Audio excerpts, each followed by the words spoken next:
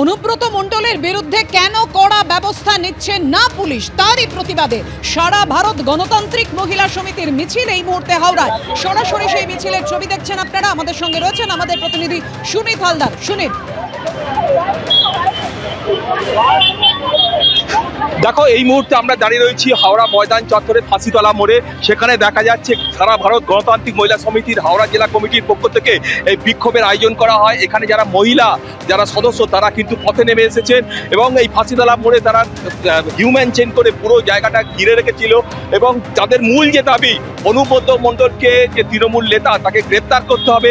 মহিলাদের সম্পর্কে যে কুরুচিকর মন্তব্য করছেন এবং তিনি তাতে পার পেয়ে যাচ্ছেন এবং এ ব্যাপারে তারা মনে করছেন মুখ্যমন্ত্রী মমতা বন্দ্যোপাধ্যায়ের প্রচ্ছন্ন প্রশ্রয় আছে, তার ফলেই তাকে এখনো পর্যন্ত গ্রেপ্তার করা হয়নি। আমরা এই মুহূর্তে কথা বলে নেব। আপনারা তো আজকে বিক্ষোভ করছেন কেন?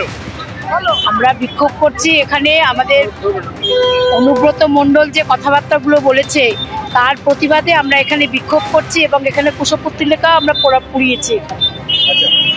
আপনাদের দাবি কি? আমাদের দাবি হচ্ছে অনুব্রতের গ্রেপ্তার চাই। হ্যাঁ, বলুন বলুন। আপনাদের এই যে বিক্ষোভ কারণ? এই বিক্ষোভের কারণ তৃণমূলের অনুব্রত মণ্ডল যে বীরভূমের বিভিন্ন রকম দুর্নীতির সাথে জড়িয়ে, যার দুর্নীতি পাহাড় প্রমাণ রয়েছে, যে দিল্লিতে জেলেও ছিল, সে এসেই আবার তার সেই যে পুরনো স্বভাব সেটা শুরু করে দিয়েছে। চমকানো ধমকানো, সমস্ত বীরভূমকে নিজের হাতের মুঠোয় নিয়ে দুর্নীতি করবে।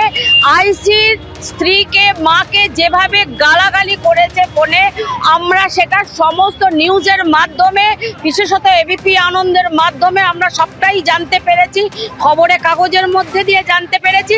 এর প্রতিবাদ চাই। আমরা জানি যে একজন মহিলাকে, সমাজের একজন মহিলাকেও যদি উনি নানা কটু মন্তব্য করে থাকেন, নানা বাজে ভাষা ব্যবহার করে থাকেন, সেটা আমাদের সমগ্র মহিলার প্রতি করা হচ্ছে, তার প্রতিবাদ জানাচ্ছে। আমাদের এই রাজ্যে বর্তমান মা মাটি মানুষের সরকার 11 সালে প্রতিষ্ঠিত হয়।